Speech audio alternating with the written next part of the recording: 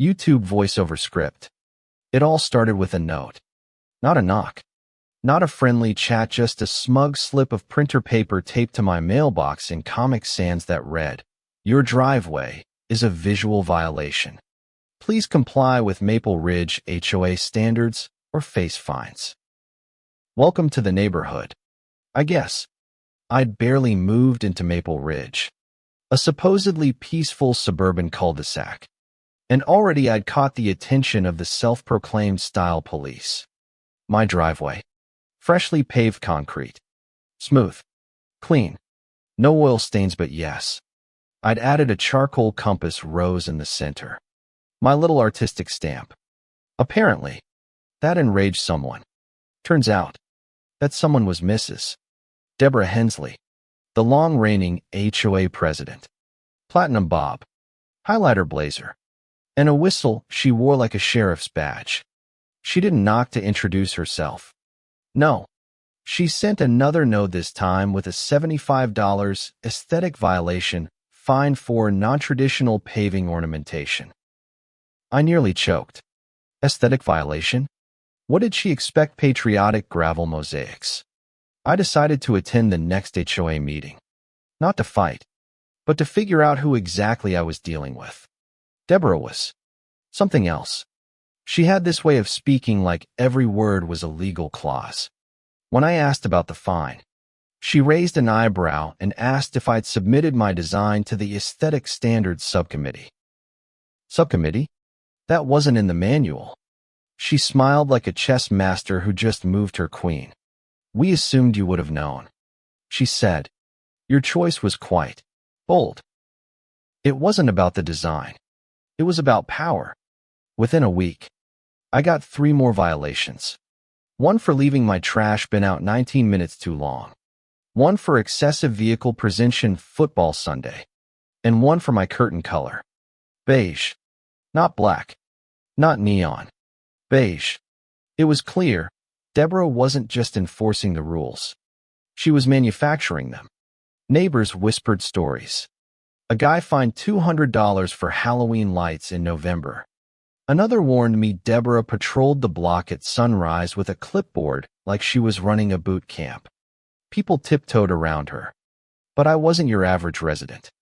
I'm Detective Sergeant Miles Grant, 15 years in law enforcement, trained in conflict resolution, and very familiar with both real crime and bureaucratic abuse.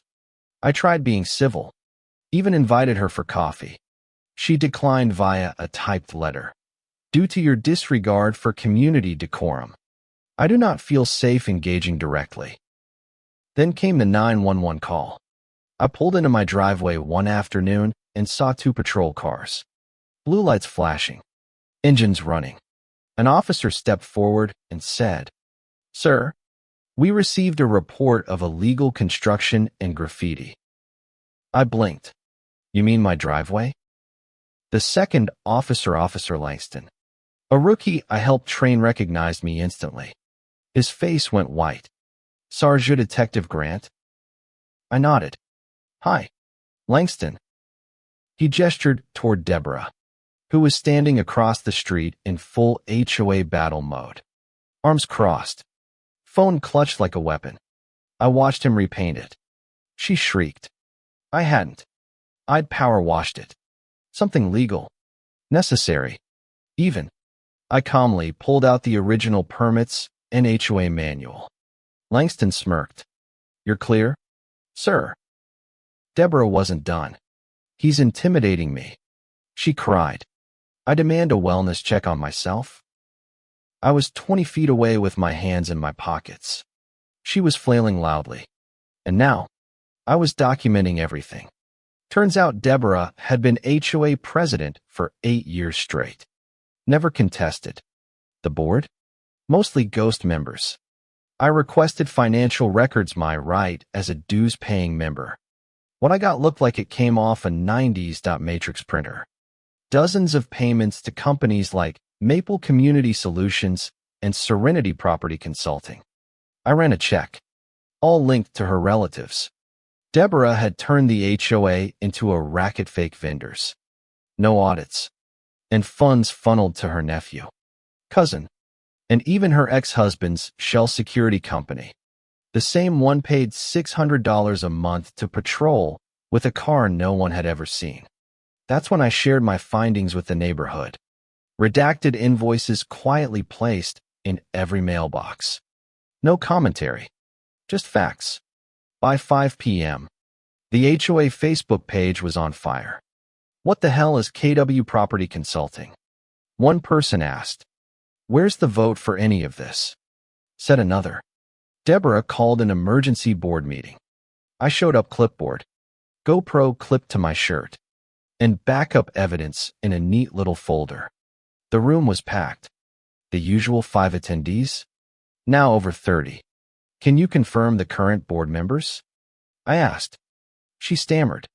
That's irrelevant. I laid out every detail: ghost members, forged invoices, over $30, 000 in suspicious spending. A murmur swept the room. This is harassment. Deborah snapped. I raised my badge. No, ma'am. This is an investigation. She stormed out. The vote was unanimous. 51-0. Deborah Hensley removed as president. But she wasn't done. Anonymous flyers appeared overnight. This HOA has been hijacked by vigilantes. She tried suing the HOA for emotional distress. Claimed her house was emotionally devalued. The judge laughed. Dismissed with prejudice. She broke into the HOA shed at 2 a.m. Caught on camera trying to steal cookie recipes. The internet lost it. Karen's cookie caper hit 12,000 views in 24 hours. But the real justice came later. IRS audits.